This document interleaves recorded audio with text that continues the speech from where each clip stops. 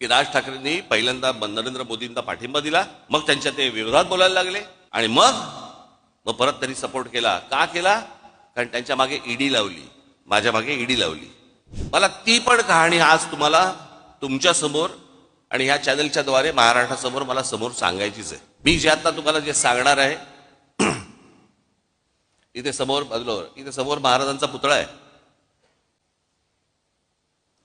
त्याच्या समोर मी जे सांगीन ते शपथपूर्वक सांगीन की राज ठाकरेंनी पहिल्यांदा नरेंद्र मोदींना पाठिंबा दिला,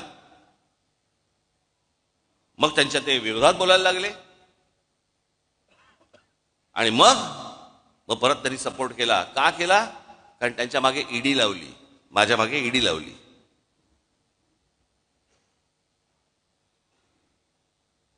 मला ती पण कहाणी आज तुम्हाला तुमच्या समोर आणि ह्या चॅनलच्या द्वारे महाराष्ट्रासमोर मला समोर सांगायचीच आहे.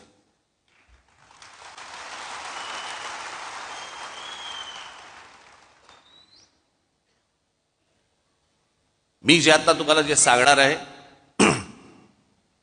इथे समोर महाराजांचा पुतळा आहे. त्याच्या समोर मी जे सांगीन ते शपथपूर्वक सांगीन.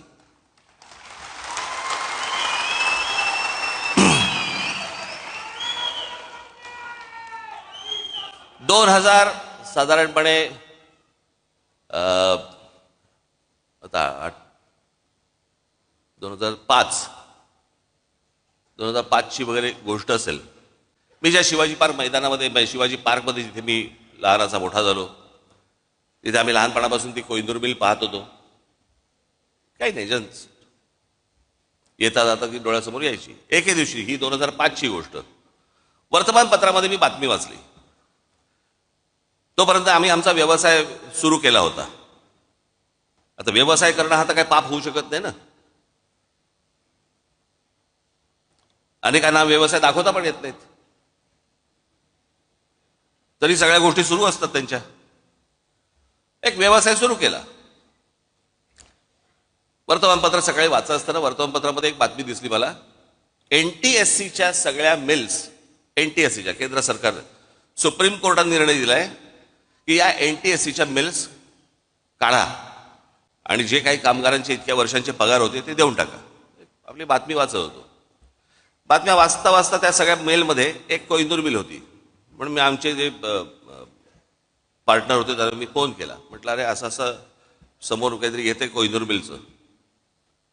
त्यांनी मला सांगितलं, पण हे ते प्रकरण खूप मोठं आहे. म्हटलं, हो, मला मान्य, मला खूप मोठं आहे. काय आहे, एकदा चेक तर करू.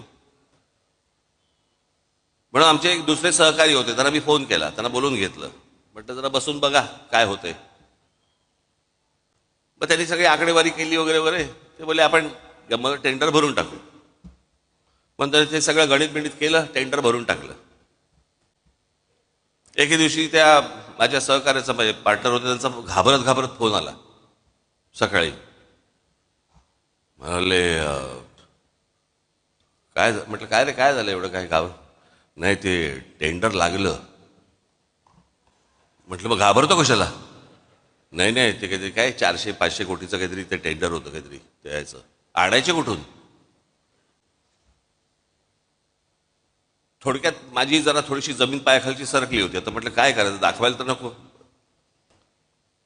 आमच्या एका दुसऱ्या मित्राला सांगितलं. मग त्यांनी ते IL&FS नावाची एक कंपनी होती, त्या IL&FS कंपनीशी ते बोलले आणि ती कंपनी बोलली की बाबा, आम्ही पैसे भरायला तयार आहोत, तुमच्याबरोबर यायला तयार आहोत. म्हणून सगळे पैसे जेवढे असतात ते सगळे त्या कंपनीने भरले. आम्ही त्याच्यामध्ये पार्टनर होतो. 7-8 जण होतो आम्ही.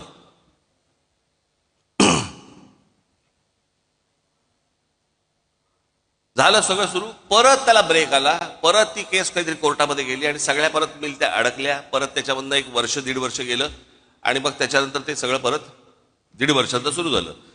त्या दरम्यान मी आमच्या सहकार्यात म्हटलं, बाबा, हे पांढरा हत्ती हा आपल्याला झेपायचा नाही, आपण यातनं बाहेर पडू. मग माझ्याबरोबरचे अनेक जे काही माझे पार्टनर जे होते ते बोलले की आपण नाही, आपल्याला हे झेपणं नाही, काम नाही आपलं, आपण आपल्याला बाहेर पडू. म्हणून आम्ही आमचा स्टेक घेऊन बाहेर पडलो. आमचा स्टेक त्याला दिला आणि त्याचे पैसे घेऊन आम्ही बाहेर पडलो. ही गोष्ट आहे मला असं वाटतं 8ची. त्याच्यानंतर आमचा विषय संपला. ज्या दिवशी मला ती ईडीची नोटीस आली, मला प्रश्न पडला कसली ईडीची नोटीस, काय आहे काय. मग आम्ही जेव्हा बघितलं त्यात विषय होता कोहिनूरचा. म्हटलं आपला काय संबंध याच्याशी आता. मग मला तिकडे बोलवते माणसं मलाशी काय बोलवते हेच मला समजेना. की त्यांच्याकडनं तुम्हाला पैसे आले पण तुम्ही त्यांचे पैसे काय, मला काय कळत नव्हतं. म्हटलं काय झालं. बरं जे पैसे आले त्याच्यावरती आम्ही टॅक्स भरला, टॅक्स भरून तो गेला. सगळ्यांनीच टॅक्स भरला आणि तो गेला. ती जी कंपनी होती त्याच्यामध्ये टॅक्स भरला, त्या कंपनीने तिकडे टॅक्स भरला, त्यातनं आम्ही बाहेर पडलो. मला ज्या वेळेला ती गोष्ट आली त्यावेळेला मी ज्यावेळेला इन्क्वायरी केली, आमच्या सीएला बोलवलं. म्हटलं काय नेमकं काय झालं सांग मला. तो बोलला तुमच्यातला एक जो पार्टनर आहे, तुम्ही जो टॅक्स भरलात त्या कंपनीत, त्या पार्टनरने तो टॅक्स इन्कम टॅक्सला भरलाच नाही, तो ते पैसे तुमचे बाहेरच्या बाहेर वापरले. म्हटलं मग आता काय करायचं. म्हणे आता परत टॅक्स भरायला लागेल. आम्ही परत टॅक्स भरून टाकला, जेवढा होता तेवढा परत प्रत्येकाने आपापला टॅक्स परत भरून टाकला. कोण जाईल झंझटीत. विषय संपला. आता एवढ्याशा गोष्टीसाठी राज ठाकरे ईडीला घाबरला आणि मोदींची स्तुती करायला लागला. मला काय देणं घेणं त्या गोष्टींशी. माझ्या डोक्यावरती तलवारी घेऊन नाही मी फिरत.